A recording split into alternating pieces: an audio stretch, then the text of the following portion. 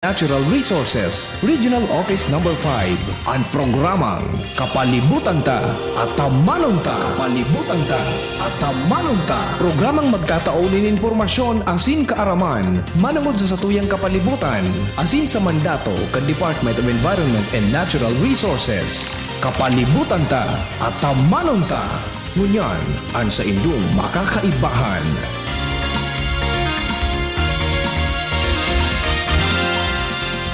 Maray na aga sa gabos ng mga parantabay. Mga kaimanwa, kamusta po kamo? Ako po si Rial Calion para sa programang Kapalibutan Ta at Tamanon Ta. Mga kaibahanin do kami ngunyan na Webes sa 3 kan bulan ng Disyembre 2020.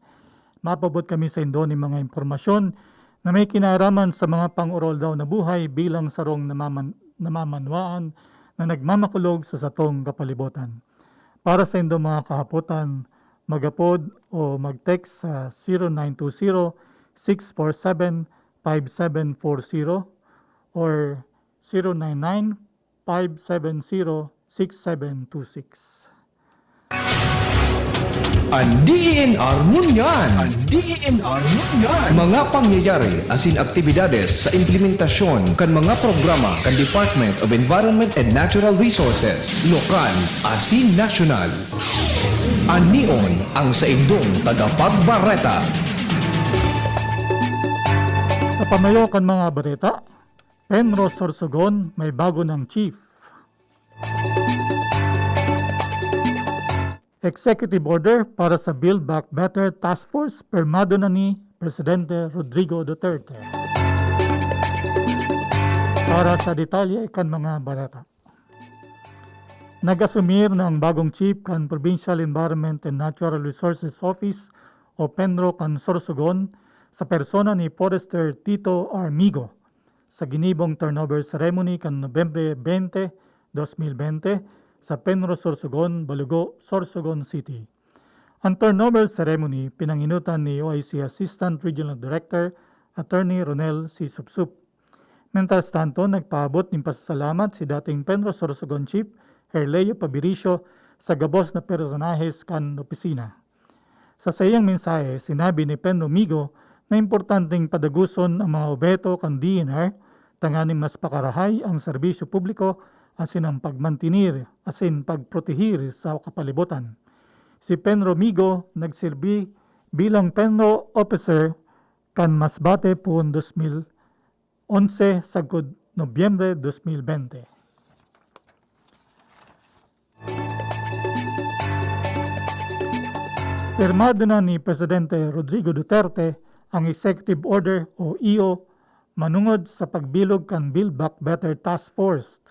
Ang iyo na ini ginibo katanganing masiguro ang rehabilitasyon kan mga lugar na maapektaran kan mga uminagi asin maabot pang bagyo. Papanginutan kan Department of Environment and Natural Resources o DENR sa panginginot ni Secretary Roy A. Simatu asin Department of Public Works and Highways o DPWH sa pamamayo ni Secretary Mark A. Villar ang nasabing task force. Siringman ang Build Back Better Task Force sarong high-level na institutional asing permanenteng plataforma na sisiguruhon ang pagmantinar kan mga post-disaster na lakdang kan gobyerno. Ang Build Back Better Task Force pigihiling na sarong epektibo asing mas makaskas na pagi tanganing matabangan ng mga komunidad na maapektaran kan mga kalamidad asin iba pang mga natural na disaster na kinakahampang kan nasyon. Sa lado kan DNR Bicol, pinapanginutan man ni OIC Regional Executive Director Attorney Antonio Yabawag ang pagbilog kan mga programa asin aktibidad katagod kan nasabing Executive Order katuwang ang Mines and Geosciences Bureau o EMB Bicol.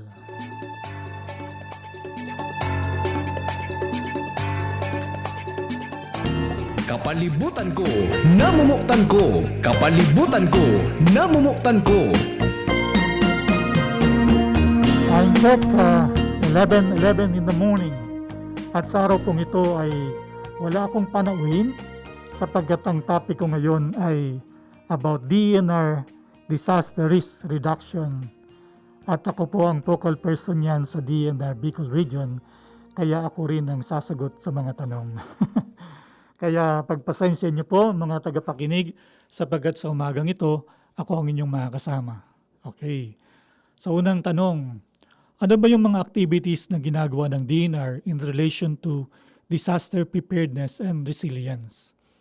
Alam niyo po, kung babalikan natin, ito talagang Disaster Risk Reduction o the Philippine Disaster Risk Reduction Management Act of 2010 ay nabuo yan nung panahon na magkaroon ng undoy. Alam ko, naalala niyo yan. Marami ang nasalanta ng bagyong undoy. Noon, panahon na yon, nasa Manila ako. Nagkaroon kami noon ng tinatawag na bar operation. Kasi yung mga graduate o yung mga magte-take ng bar ng Camarines Norte School of Law ay nandun sa Maynila. At napansin ko na talaga naman yung buhos ng ulan, bagamat walang masyadong hangin, ay tuloy-tuloy. Imagine, magdamag hanggang umaga the following day, bumubuhos pa rin. The same, kumbaga torrential rain. Kaya nakita natin yung Marikina, may nakita pa tayong video nun, yung inaanod sa may malapit sa tulay. Talagang nakakahindik at nakakakilabot ang pakiramdam. Antindi ng baha. At dahil doon, nakapag-isip ang ating pamahalaan na gumawa ng batas. Ito na nga, itong Philippine Disaster Risk Reduction Management Act of 2010. At nakapaloob dito na tayo pala ay kinakailangang maging maghanda na bago pa dumating ang sakuna. Dati-rati kasi noong 1978, gumawa ng presidential decree si Ferdinand Marcos ng emphasis ay doon sa pag-responde lang kapag may dumating ng sakuna. Pero ngayon dito sa tinatawag natin na Disaster Risk Reduction Management Act ay kinakailangan pala bago pa dumating yung sakuna ay nakapaghanda na tayo. Kaya may mga malalaking ahensya na namumuno dito. Una na dito yung Department of National Defense. Sila yung namumuno dun sa tinatawag na pinakamataas na council, yung NDRRMC. National level po yan. At maraming iba't ibang ahensya ang membro dyan. Pangalawa, yung tinatawag natin na Prevention and Mitigation Cluster. Ang namumuno naman po dyan, yung ahensya ng DOST. At ang DENR po ay bahagi dyan. Paano naman po ang papel ng DENR dyan? Doon po sa ginagawa ng DENR ngayon sa preventive measure o para mapigilan yung pagdami ng sakuna, ang DENR po ay naatasan na magtanim ng punong kahoy sa mga kabundukan. Meron po tayo dyan tinatawag natin na National Greening Program. Yan. At yan po ay sa buong bansa.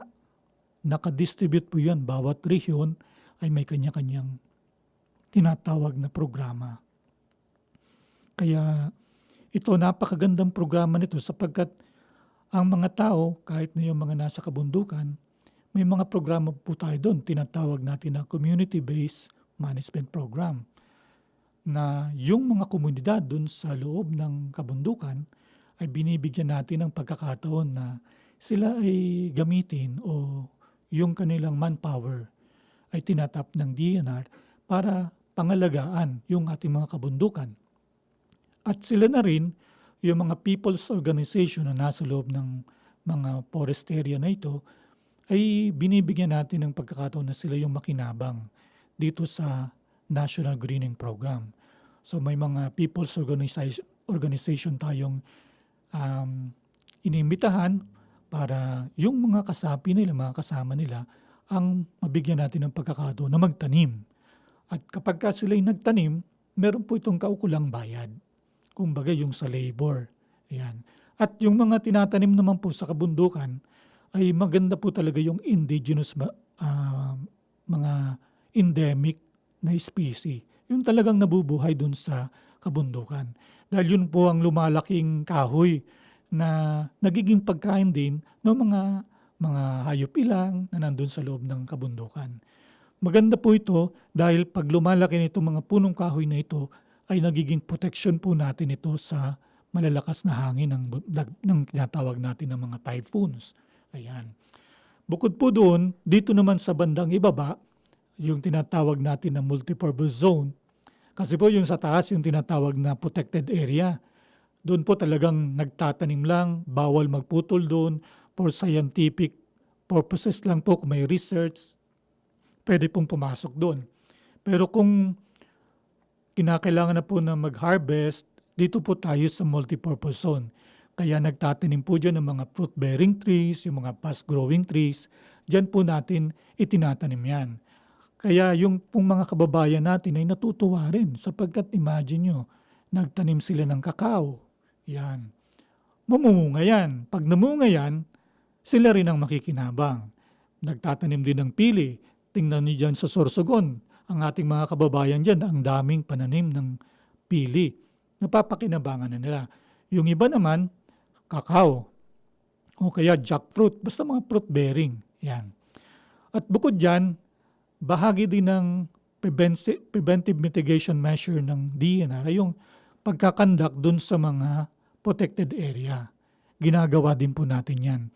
Meron ng technology yung tinatawag natin na lawin. Ang mga kasama po natin ng mga forester, mga forest ranger, nagpapatrolya po yan sa bawat kabundukan, yung mga protected area natin.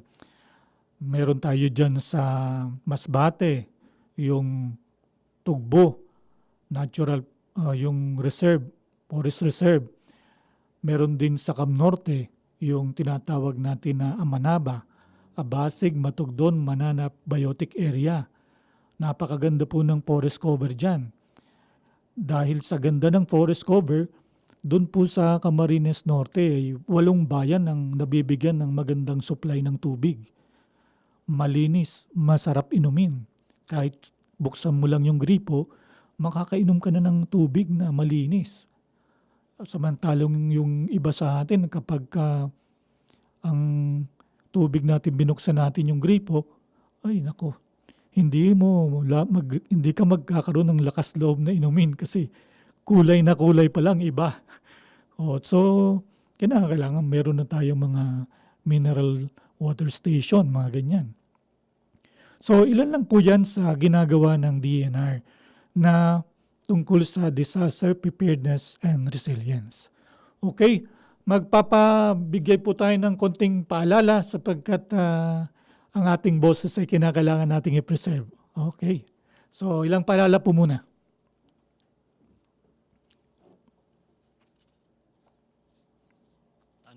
Ang pag-ani, dapat makaskas. Rikasan bago ang makusog na uran. Pag makulog ang hawak, dai magpadaog. Mahaplas-haplas pa ba ako? Sa mga mandirigmang gaya nindo, magpinakamakaskas na Alaksan. Alaksan FR. Igwang fast relief formula, diretsong aksyon sa kulog. Sa loob kang 15 minutos. Pag makaskas, deliver tulos, kita tulos, ulit tulos. Gana sa kaskas, gana sa laban. Alaksan FR. Alagang Unilab yan. Ibuprofen and paracetamol is the generic name of Alaxan FR. If symptoms persist, consult your doctor. Panalo sa bilis, panalo sa laban. Alaksan FR. Nakakatakot lumabas, lalo na at buntis ako ngayon. Pero, paano regular check-ups ng baby ko?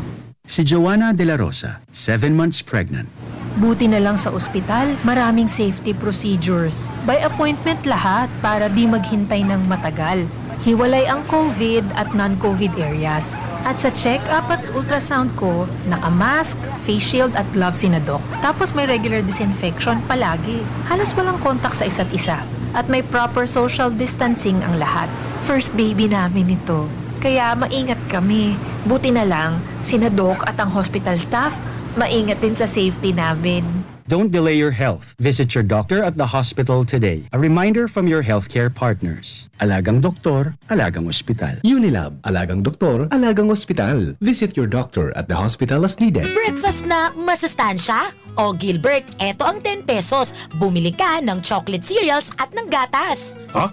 Kakasya ba lahat yun sa 10 pesos? Oo naman! Bili ka ng Coco Crunch All-in-One! Ito'y chocolate cereals na may gatas na, masarap at nakakabusog pa. Aba, sulit nga ang Coco Crunch All-in-One ano? 10 pesos lang ang suggested retail price. Bili na tayo para sa kids natin. Doblehin mo na para din sa atin. Shop now and pay later. Just swipe it at Abenson. Pay for your new appliance or gadget essentials as late as 3 months using your credit card. This offer is open to Bank of Commerce, BDO, BPI, Metrobank, PNB, RCBC, and Security Bank. Applicable for 0% installment purchases with a minimum single receipt purchase of 3,000 pesos for 3 and 6 months term and 6,000 pesos for 12 months term on select items. Promo is valid until December 31, 2020. Visit Abenson stores at Ayala Malls, LCC Mall, and Pacific Mall Legazpi, LCC Mall Pulangi, LCC Mall Iriga, ALDP Mall, and LCC Mall Naga. Your safety is our priority. Our stores will be observing strict safety protocols to keep everyone safe. You may also browse our website www.abenson.com. Like us on Facebook at Abenson Appliance. Terms and conditions apply for DTI FDE number 105509 series of 2020. Ang fresh ka tuna. Mabigat, Magaan, mabigat sa laman. magaan sa bulsa. Mabigat, Ang fresh ka tuna. 175 grams na tuna, sarsa at gulay. Mas mabigat kesa iba. Magaan, Ang fresh ka tuna, 21.25 lang ang SRP. Mas mura kaysa ibang tuna. mabigat, magaan. Fresh ka tuna. Bigatin sa sarap, bigatin sa sulit. Fresca tuna. Fresca Tuna. Fresca Tuna. Bigatin sa sarap. Bigatin sa sulit. Panahon ng hawaan. May hawaan din sa bahay na di namamalayan. Dahil ang sponge ay maaaring pugad ng milyon-milyong germs na maaaring humahawa sa pinagkakainan. Iwasan ang hawaan. The Philippine Society of Microbiologists recommends Joy Antibac with Hour of Safeguard. Removes 99.9% of germs sa sponge. Para iwas hawa sa pinagkakainan, mag-Joy Antibac with Hour of Safeguard. Iwas germs, iwas sakit. Mag-Joy Antibac para iwas hawa sa pinagkakainan. DENR Antabay. DENR Antabay. Okay, balik po tayo sa ating mga kababayan. Salamat sa inyong pakikinig. Binabati ko ang mga nasa regional office nakikinig ngayon. Diyan lalo na sa ARPAO. Okay, so napag-usapan natin kanina ang tungkol sa disaster preparedness. Alam niyo po mga kababayan kong tagapakinig, mga naginigiliw kong kaibigan. Kapag ka po talaga merong mga padating na sakuna, kinakailangan napakahalaga ng disaster preparedness. Alam niyo po minsan itong ating batas na to na nabanggit ko kanina, yung Republic Act 10121, akala ko noon drawing lang ito. Pero dahil ang DILG ang isa sa mga nangunguna doon sa disaster preparedness, ang mga bagay na ito ay kinakailangang mai-cascade doon hanggang sa pinakamababang antas ng lipunan, doon sa tinatawag po natin na barangay level. Akala ko ito hindi magkakatotoo. Pero napatunayan ko na totoo pala't nangyayari talaga. Kasi one time po, pauwi ako ng Cam Norte, galing sa Legazpi, Friday yon. Halos inabot na ako ng gabi kasi alis ka ng before 5 o 5 o'clock. Darating ka ng Cam Norte, almost 10, ganyan. Sa haba ng biyahe at sa traffic. Nung mga bandang alas 8 na ng gabi o mga alas 9, biglang tumigil yung sinasakyan kong van. Nagising ako sa aking pagkakaidlip. Kala ko kung ano na nangyari. At napansin ko yung gilid ng kalsada ay may nakatumbang puno, napakalaking akasya. Sabagat ng time na yun ay grabe ang buhos ng ulan. Sabi ko, patay. Matatagalan kami dito. Sigurado yon. Pero nagulat ako. After 15 minutes, nandyan na agad yung taga-barangay. Imagine, ang bilis ng response nila. Excuse me po. So, akala ko talaga matatagalan kami doon, pero Ang galing ng response ng barangay. Kahit mga bolo lang ang dala nila, pero maya-maya, after another 10 minutes, ando na yung hindi lang barangay, kundi municipal. May dala ng chainsaw. Kaya, ang bilis namin nakadaan doon sa lugar na kung tutusin, kung wala yung immediate response o yung preparedness ng barangay na yon, siguradong matatagalan bago makaraan doon sa kalsada na yon na napakalaking puno ng akasya ang nabuwal. Kaya dito ko masasabi na yung DILG ay nagagawa yung mandato nila na i-educate, turuan yung mga opisyal ng barangay at mga kasamang volunteer na kapag may ganitong aberya ay nandun agad, immediate yung response. Yan ang kabutihang nagagawa ng preparedness sa mga sakuna. Another is yung nabanggit ko rin kanina, kapag ka naman nagkaroon na ng sakuna, kinakailangan siyempre dyan, yung crucial dyan na yung the first 24 to 48 hours. Dapat nandun na yung ayuda ng gobyerno. Ang gumagawa naman yan ay yung DSWD. May mga relief goods o food packs nang nakaready dyan. Yung ating regional director dyan, napakagaling mag-strategize. Nandun na agad, bago pa dumating yung sakuna, meron na agad food packs na naka-standby. Kumbaga, readily distributed na yan throughout the Bicol region. Or kung sa iba pa mang region, ganun din ang ginagawa nila. Para nang sa ganun, yung mga tao kasi, kapag katulad niya nangyari yung Ulysses, di ba ang daming binaha? No? Imagine nyo yung nasa loob ka ng bahay mo, nanganganib yung buhay mo, kinakailangan kang pumunta doon sa bubong mo, doon ka mag-stay habang bumubuhos ang ulan, napabasa ka at ang pamilya mo nalalagay sa alanganin. Pero nandun agad yung tulong ng gobyerno, ng pamahalaan na magbigay ng pagkain o hindi naman kaya i-rescue sila kung kinakailangan. So nandun ang kahandaan. At yung pang-apat, yung tinatawag na rehab and recovery. Nabanggit kanina sa news yun, di ba, yung sinasabi ng Build Back Better Task Force. Actually, kasabay dyan yung NEDA. Yan ang namumuno naman dyan. Na sila yung nagpaplano kung anong gagawin na karampatang tulong, lalo na doon sa mga tinatawag na natin na totally destroyed o partially damaged houses. May mga tulong at gabay-agapay na ibibigay sa atin ng pamahalaan.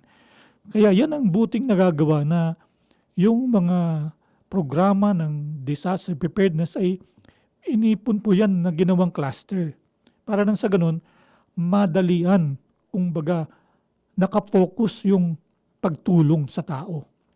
So yan po ang nagagawa ng ating batas na naisa sa katuparan para sa kabutihan ng ating mga mamamayan. At bilang karagdagan naman sa DNR ay gumawa po kami na tinatawag namin na yung scenario-based multi-hazard emergency manual. Ito naman po ginagawa namin dahil alam naman na po natin dito sa Bicol.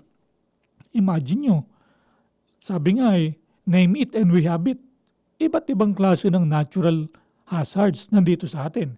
Una nating pansinin yung eruption ng Mayon, o di ba? Volcanic eruption. Isa yan na natural hazard. Tayo ay paboritong daanan ng bagyo. Imagine yung bagyong dumaan sa atin, 3 sunod-sunod. Ha? Ano yun? Yung Quinta, yung Rolly, yung Ulysses. My God, daanan ka ng 3 sunod-sunod, linggo lang ang pagitan, pag hindi ka nga napilay. Di ba? Tayo ang paboritong daanan ng bagyo. Kaya yan, dapat talaga. Pero yun nga mga kababayan, mga ginigiliw kong tagapakinig. Imagine, kahit anong paghahanda ang gawin mo, pag gano'n naman katindi ang mga tumamang bagyo. Ewan ko na lang kung hindi tayo malumpo.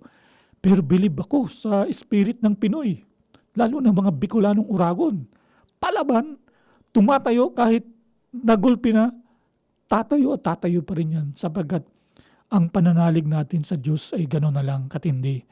Hindi pwedeng matinag, parang nakaugat sa bato. Yan, kaya kahit na hirap na tayo, nananalig pa rin tayo sa Diyos na tayo ay makakabangon muli. At dahil nga prepared tayo, kaya kayang-kaya natin yan. Alam niyo po dun sa ginawa namin na emergency manual, iba't ibang senaryo. Halimbawa, kung may padating na bagyo, bago pa lang dumating yung bagyo, inaayos na namin yung aming mga gamit, sinisecure na namin.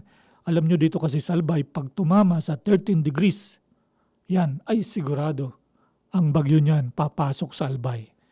Kaya, di ba naman may anunsyo ang Pag-asa? Nagbabasa kami dyan.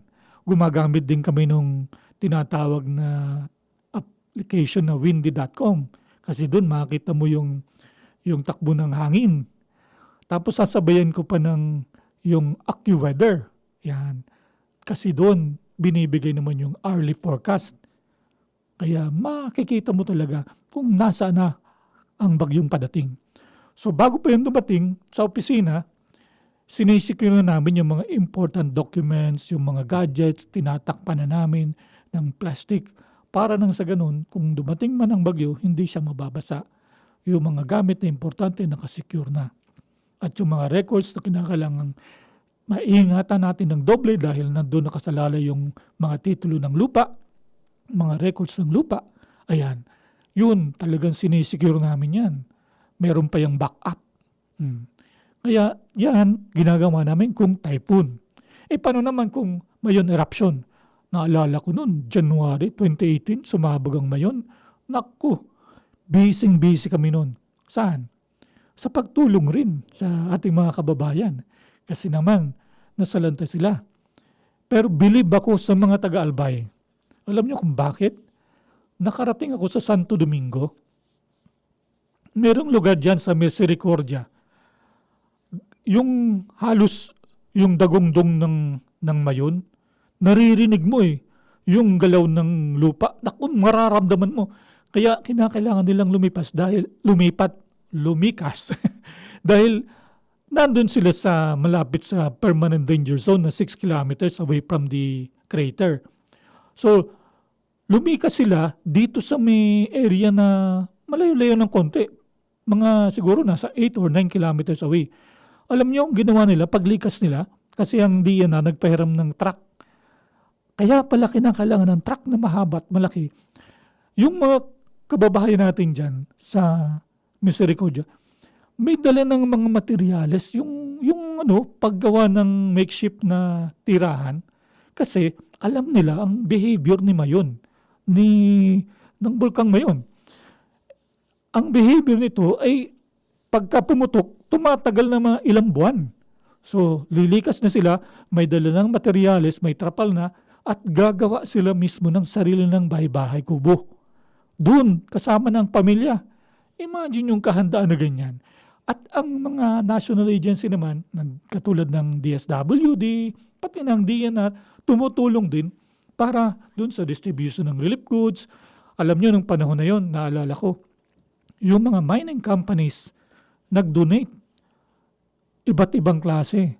Ang dinonate nila, merong tubig, lalagyan ng tubig, merong groceries, pagkain, bigas, mga pangproteksyon sa dust. Nag-contribute sila. At yung mga nalikom na pera, pinambili ng mga relief goods, pang-ayuda sa ating mga kababayan dito. Kaya yun ay sa bagay, mga ganyan na tinatawag na corporate social responsibility, ay gawain talaga yan ng mga mining companies. Kasama yan sa programa nila na tuwing may disaster, kalamidad, ay obligado sila na tumulong. Kasama yan sa corporate social responsibility. Dahil nakikinabang yung kumpanya doon sa mga natural resources, minerals na lalo na ng gold o kung ano pa mang minerals yan na minimina nila, ay meron silang obligasyon, yung tinatawag na corporate social responsibility, na tumulong doon sa mga host communities nila. O kahit na hindi host community, kahit sa ibang lugar na nangangailangan. Katulad ngayon, alam naman natin nasalanta yung yung ating mga kababayan dyan sa Catanduanes. Imagine, may kwento pa nga akong narinig eh. 'Di ba, katatapos lang ni Rolly. And then, may padating. Yung si Lolo, hindi niya alam kasi nawasak nga yung bahay niya. Kinukumpunan na niya. Itinatayo na niyang muli. Sinabihan siya, Lolo, anong ginagawa niyo? Sinusubukan ko nang itayo ulit ang aking bahay. Sabi niya, Lo, hindi niyo ba alam na may padating na naman na bagyo, si Ulysses? Sabi ko, hindi ko alam. Yun, ano nangyari? Yung tinatayo niyang kubo-kubo, nawasak na naman. Ganon kasaklap ang mga naranasan natin. Kaya lang, hindi sumusuko si Lolo. Tumayo na naman siya. At alam ko, may ayuda na dun. Kaya, hindi lang ang inaayudahan natin ay si Lolo, kundi kahit yung mga kasama namin sa opisina ng DNR, alam namin na sila yung nagulpi, kumbaga bugbog sarado yung Catanduanes. Lalo na dun sa Birac, nandun yung opisina, provincial office ng DNR. Nagbigay po kami ng ayuda dun sa mga kasamahan namin dun. At palagay ko, yung ayuda na yun ay hindi lang sa kanila nakarating, kahit dun sa pamilya nila o maaaring dun sa karating pa nila. Ganyan po talaga pag panahon ng kalamidad, nagdadamayan. Okay? So, yan ay tungkol sa typhoon, tungkol sa pagbuga ng mayon. Ito naman, pag earthquake, ano naman ang ginagawang preparasyon?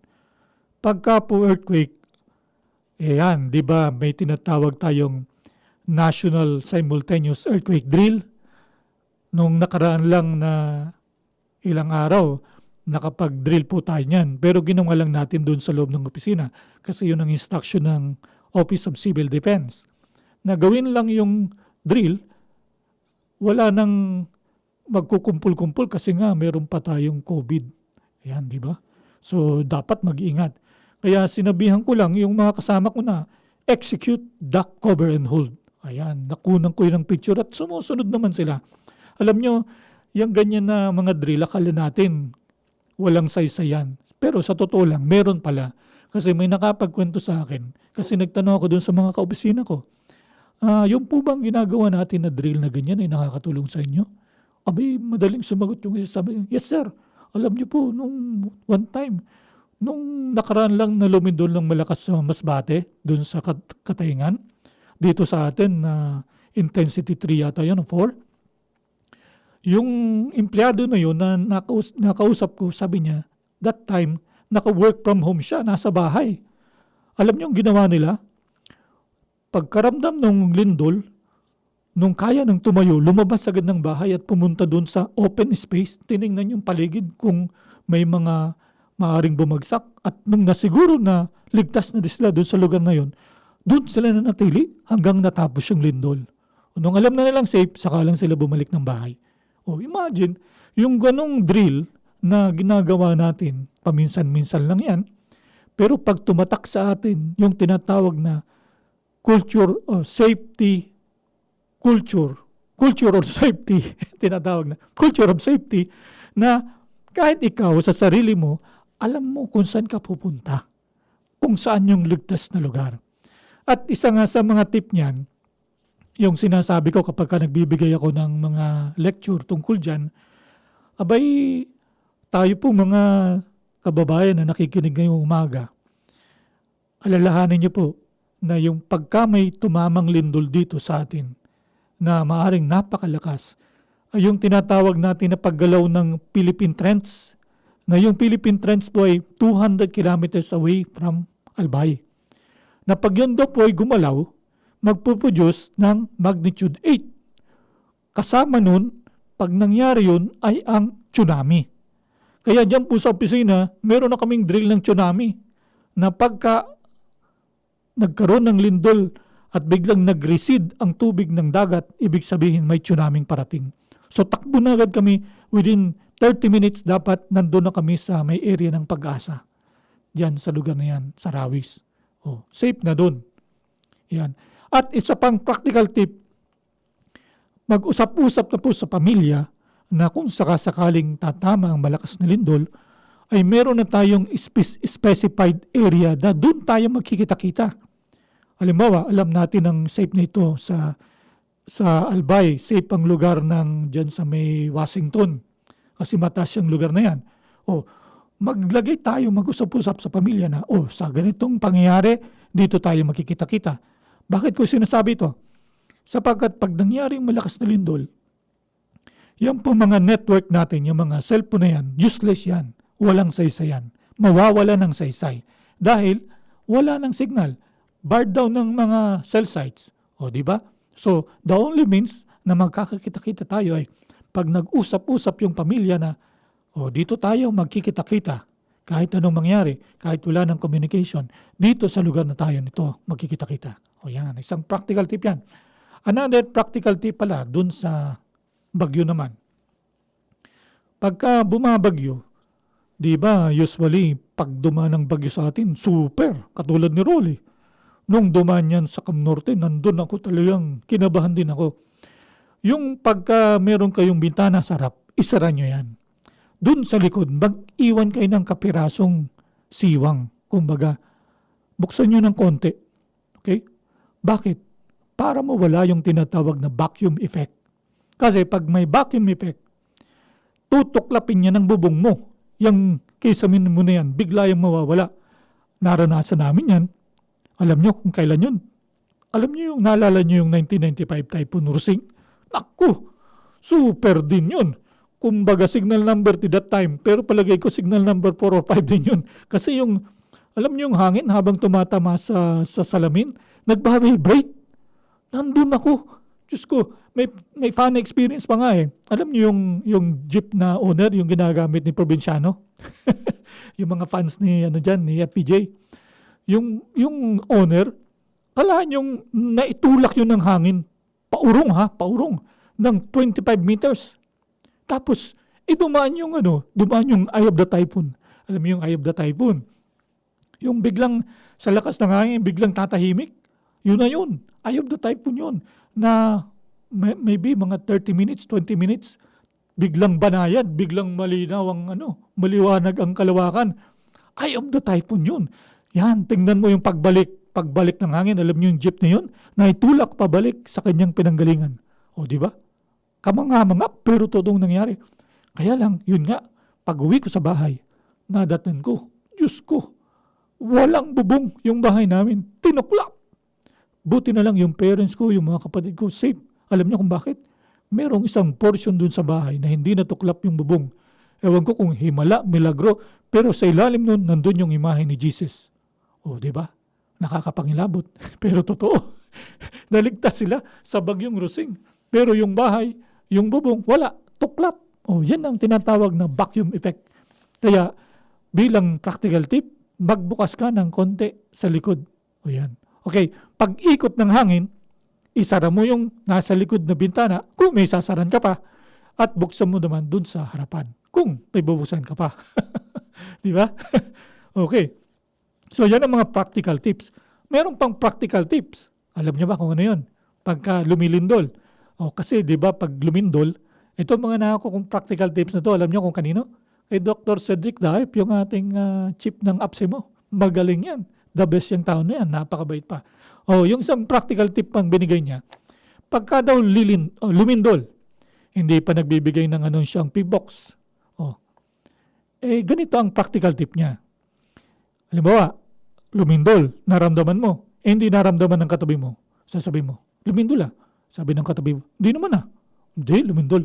Pagka ganyan, intensity 1. Tandaan nyo naramdaman mo, hindi naramdaman ng katabi mo. Yan, intensity 1. Pero pagka pareho yung naramdaman, lumindol. Lumindol nga. Ayan, intensity 2. Yan. Okay? Pag intensity 3 naman, yung baso na may tubig, kita mo gumagalaw, halos maligwak na pagpuno. Yan, intensity 3 yan. Pagka yung mga bagay, medyo nahuhulog na, yan, intensity 4. Intensity 5, pagka yung mga nakasabit, naglalaglagan na, at ikaw, hindi ka na halos makatayo, intensity 5 yan. Pag intensity 6, nagbabagsak ka na, naguguhuan ng mga gusali. At intensity 7, lalo na. So, yan, practical tips lang yan. Okay? Kaya nung tumama yung lindol sa Masbate, dito sa atin, intensity 4, sabi ko siguro mga intensity 4 yan. Tama nga. Ganun nga. So, Yan ang mga practical tips. Okay? Earthquake. Paano naman pag flood? Ay, siyempre naman. Katulad nung nangyari dito. Alam nyo dito sa malapit sa DCGB? Dito rin ako nakatira nun. Buti na lang. Umuwi ako sa amin. Kaya lang, sa kasawiang palad, yung lugar ko, binaha. Ang mga gamit ko, kawawa. Talagang kawawa. Nabasa mga libro ko sa law. Wala na. Kawawa. Okay. Anyway, nung bumagyo na naman, Ulysses, nandito na ako noon. Kasi nung Rolly, nandun ako sa Camp Norte. Ulysses, nandito ako. Nakita ko yung tubig. Unti-unti naman tumataas. Alam nyo, bilang preparedness, umalis ako bago pa lumala. Lipat ko sa opisina. Doon ako nagpalipas ng gabi. Pagbalik ko, wala nang baha. Yan. So, sa atin din, pagka naman may mga bahang ganyan, obserbahan natin yung ating lugar. Isa pang another practical tip. Okay? Halimbawa, umuulan. Obserbahan mo yung paligid mo, yung bahay mo. Saan ka nakatayo? Saan nakatayo yung bahay mo? Paligid ba ito ng bulubundukin? Naku, pag sobrang ulan yan, sigurado may pagguho. Kaya lumikas ka na bago pa mangyari yun. At para malaman mo kung yung lupa ay saturated na, o baga wala nang pwedeng kapasidad na i-absorb pa yung tubig, kumuha ka, dumakot ka ng lupa. Pisilin mo. Okay? Pisilin mo sa palad mo. Kapag ka dun sa palad mo, sa pagitan ng mga kukumuha ng daliri mo, ay may umagos ng putik, ibig sabihin, wala nang kapasidad na mag-absorb yung lupa. Kaya lumikas ka na habang maaga pa. Otherwise, baka yung bahay na kinatatayon mo ay malubog sa baha, kasama ka na. Hindi mo gugustuhin yun, di ba, kaibigan? Kaya likas ka na. Sabi nga, bago pa mangyari yan, likas na. Okay? Naalala ko dun, yung incident sa Cagayan de Oro, Typhoon Sendong yata yun. Merong lugar doon na yung sa gilid ng ilog, may natambakan na ng lupa. Alluvium bang tawag doon? Alluvial deposits. Yan. Hanggang sa tumigas na yon, tumaas ng tumaas, hanggang binahayan ng mga tao. Alam nyo, nung dumating yung sendong, lahat ng may bahay doon, wash out. Ang daming namatay. Ibig sabihin, isa lang ang leksyon na tinuturo sa atin ng kalikasan. Sabi niya, yan ay dating akin. Aarihin ko yan pagdating ng panahon. Yan. Kaya kung ikaw nakatira sa lugar na dati ilog, ay nako, kaibigan, mas makabuti, excuse me po, mas makakabuti na yan ay lumikas ka na dahil darating at darating ang panahon. Lalo na ngayon. Nakita niyo yung nangyari sa Provident Village sa Marikina. Nako, alam niyo nung nakita ko yung sitwasyon doon, bahay, anggara, talagang mga kotse, ang gagara. Ano lang nangyari? Nalubog sa baha. Pag hupa ng baha, putik. Sabi ko pa, mas matindi pa pala yung sitwasyon nila sa nangyari sa akin. Sa akin, nabaha lang. Pero nandun, safe pa ako. Yung sa kanila, ang ginawa nila, pumunta na sa ibabaw imagine ng bahay nila. At nangangamba sa buhay kasi hindi nila alam kung lalaki pa yung tubig. Tingnan nyo nangyari sa Cagayan Valley. Nang nagpakawala ng tubig yung Magat Dam, lalong tumindi yung baha. Pero hindi lang naman daw kasalanan yun ng Magat Dam. Dahil bago pa dumating yung pagpapakawala ng tubig, talaga namang saturated na yung lupa dahil dumaan na si Quinta, dumaan na si Rolly, eto na si Ulysses. Antindi ng dalang-dalang hangin at ulan. Yung mga kasama ko nga doon sa Camp Norte, alam nyo nangyari. Sabi nila, sa tagal at bagal ni Ulysses, nagsawa sila sa ulan at hangin. Pero akala nila, mas malakas pa yun kay Rolly. Pero sa katotohanan, mas malakas si Rolly. Kaya lang, mabilis at walang ganong dalang ulan. Pero itong si Ulysses, nang duman sa Camp Norte, Diyos ko day, talaga naman nagulat ang marami. Imagine mo sa daet, nagbaha. Sa sentro ng daet, dati hindi nagbabaha doon. Imagine mo yung laki ng ilog doon, yung malapit sa natulay na malaki dalawa. Halos daw abutin na ng tubig, baha. Ng tubig, yung agos ng tubig, halos abutin na yung mataas na tulay na yun. Ganong katindi. Hindi lang yan, dun sa Labo, dun sa Tigbinan, na halos hindi talaga madaanan. Nagbaha. So, sa Lopez. Kaya yung pagpupunta ka ng Manila, hindi ka makakapunta doon. Yan. So, yan yung mga natural disaster na tumatama sa atin. Kasama dyan yung, di ba disaster na rin yung COVID-19? Tingnan nyo mga kaibigan. Sino ang nakahanda sa pagdating ng COVID-19? Di ba? Wala. Wala, kahit sino. Kahit mga first world country, kahit ang US, ang Canada, wala. Walang nakahanda. Lahat tinamaan. Mas matitindi pa nga, lalo na sa US. Pero ngayon, dahil nga tumama yan, kahit sa DENR, gumawa rin kami ng mga tinatawag na COVID protocol. Kasi nga, kinakailangan proteksyonan natin ang ating sarili na huwag tayong mahawa. Sundin yung mga basic, yung minimum health standard. Katulad ng dapat meron kang dalang alcohol, naglalagay ka sa kamay mo, di ba? Ganyan. Dapat safe ka at meron kang yung iba nag-i-innovate. Alam mo, ginagamit copper mask. Yan. Kasi yung copper mask pala, merong antimicrobial properties na pag tumama dito ang virus, patay within 5 hours. Yung iba naman, surgical mask. At yung iba pa nga, nag-usuot pa ng nung Ninja Ion. Imagine yung nag-i-emit ng negative ions para yung purified. Makita niyo yan, si President Duterte, merong gumagamit niyan. Yung iba bang mga secretaries, meron din yan. At yung iba na merong access sa ganong, yung negative ions. Pagkagamit mo yan, yung parents ko gumagamit yan. Kasi matanda na sila. Yan. Practical din, kahit na may presyong konti, pero very practical kasi dapat protected ka laban sa virus. Ang nakakatawa lang dito, alam niyo yung tumama sa atin yung virus na yan, naging conscious ang bawat isa sa atin. Sandali lang. Alam nyo, saan tayo naging conscious? Sa health. Pangalagaan natin ang ating kalusugan. Yung iba, dati-rati hindi kumakain ng gulay. Yung mga kabataan, naku ngayon, marunong nang kumain ng gulay, matutuwa ka. Yung iba naman, dati-rati, ang tataba, ang lalaki ng katawan kasi nasa bahay lang. Ngayon, natutong mag-exercise, mag-jogging. Di ba? Kaya itong pandemic, kahit na talagang ginawa tayong mungha, nasa loob lang. Nasa loob lang ng bahay. Kasi nga, stay at home. Bawal lumabas. Sabi ni Kim Chiu, bawal lumabas. Bawal lumabas. Di ba? Pero, tinuruan din tayo ng pandemic na ito na maging health conscious. At kaya ngayon, ito rin ang ginagawa natin sa pag-iingat. Alam niyo ba na lately, nagkaroon ng 3 cases ng positive. Yung assessment team na pumunta sa Mayon, buti na lang, yung mga nag-positive ay taga Maynila. Alam niyo, yung mga geologist, pagbalik nila ng Maynila, positive sila sa COVID. Di, alala ako. Sabagat bilang vocal person, sabi ko, patay. Baka yung mga nakasama, nakasalumuha ay nag-positive din. So, itong assessment team na ito ay isa-isang swab test. At sa awa ng Diyos, lahat negative. Pati na kami mga secondary na, kumbaga, pwedeng nahawa, negative din lahat. Kasi hindi ako umuwi ng Cam Norte. Inobserbahan ko yung sarili ko.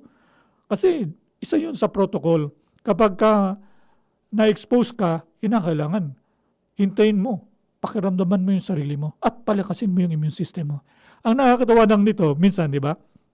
Naramdaman mo, mukhang kumakatay yung lalamunan ko. Mag-iisip ka rin. COVID na ba to? Anong gagawin mo? Palalakasin mo yung immune system mo. Gagawa ka ng paraan. Mag-gargle ka ng salt.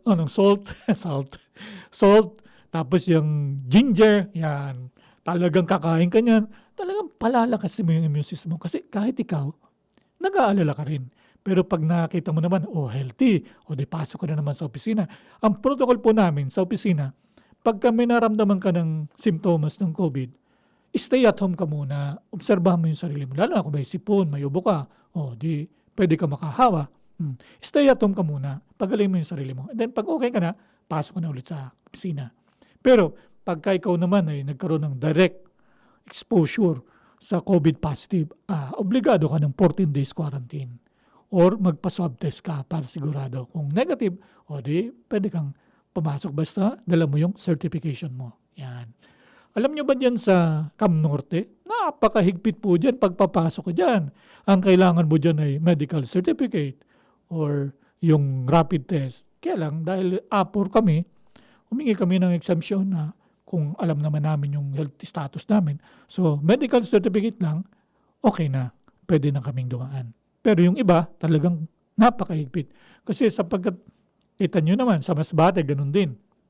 Ang protocol naman dyan, okay, pwede kang lumabas, pero pagbalik mo, obligado ka. 14 days quarantine. So, kanya-kanya po yan na pamamaraan. Pero ang mahalaga, sinusunod natin na pangalagaan yung yung kalusugan ng ating mga kababayan.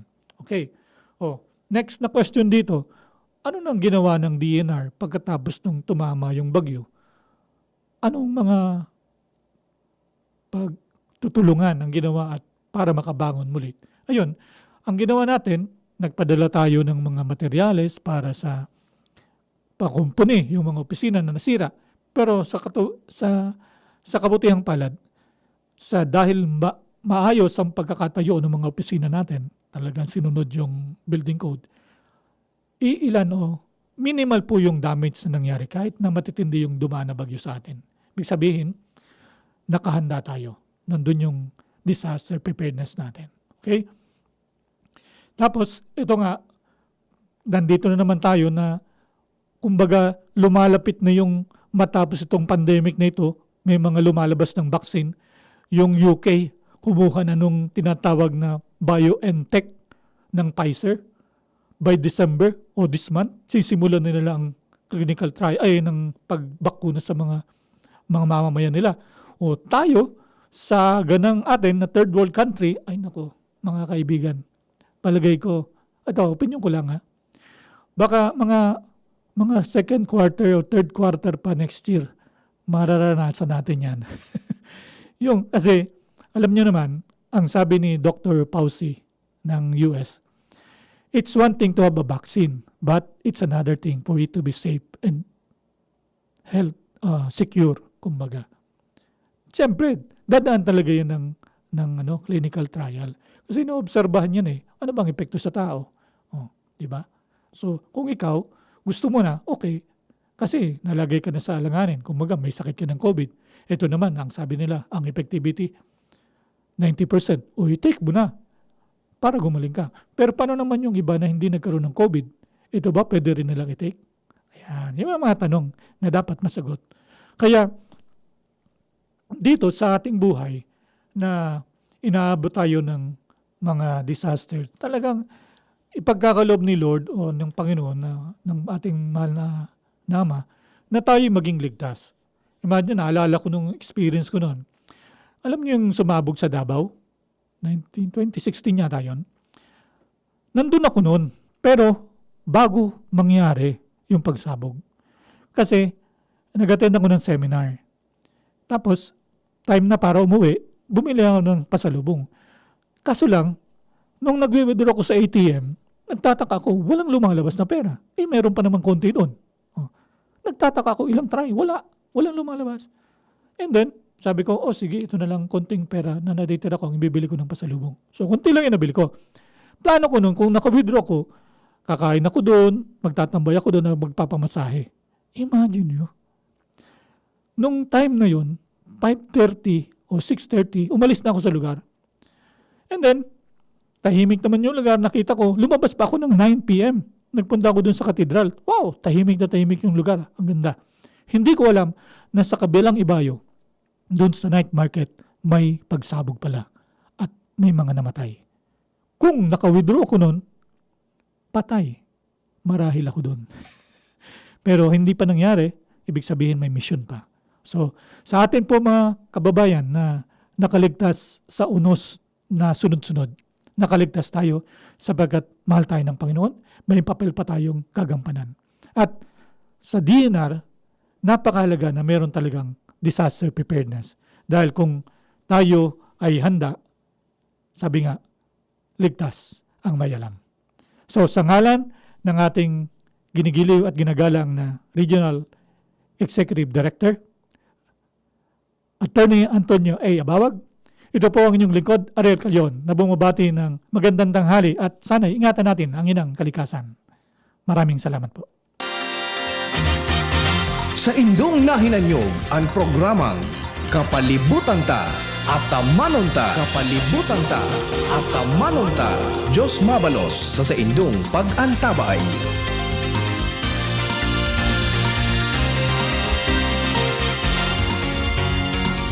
Kayo po ba ay may problema sa mata tulad ng katarata, glaucoma, pterygium, pugita, panglalabo ng mata, pagluluha, pangangati at pagkabulag? Good news mga kaibigan! May solusyon tayo dyan. Magpunta na sa pinakamalapit na Nin Swollen Center para sa libreng eye spa, Healthron Therapy, health analysis at mga vitamins na pwedeng makatulong sa pagpapalakas ng ating immune system at panglaban sa lahat ng sakit. Po, kasi Pilar, aking daraga po. Punta pa ako dito kasi lalabo yung mata ko. Every year, nagpapalit ako ng salamin. Ngayon, narinig ko sa radyo yung wellness. Hindi yung sa kapitbahay ko. Tapos sabi, doon muna pumunta sa wellness. Ngayon, parang gusto ko naman magpalinis kasi parang naman pwede. Wala naman akong pagpapalit yung antipara. Yung mahal naman ang antipara. Mga taga-Naga, magpunta po sa Barlini Street, Santa Cruz, Naga City. Sa mga taga-Sorsogon, matatagpuan ng NWC sa Peralta Street, Barangay Polvorista, Sorsogon City. At sa mga taga-Tabaco, number 56, Zone 1, Siga Avenue, Imperial Residence, Tabaco City. Sa mga taga-Rinconada area, matatagpuan ang NWC sa Monspi, Lanusa Street, San Francisco, Iriga City. At sa mga taga-Albay, nandyan po kami sa Barangay 24, Rizal Street, Legazpi City. Maugma na makabalik sa trabaho, makahatid ang pagluwas. Kaya maugma ako sa mas dakol na immunity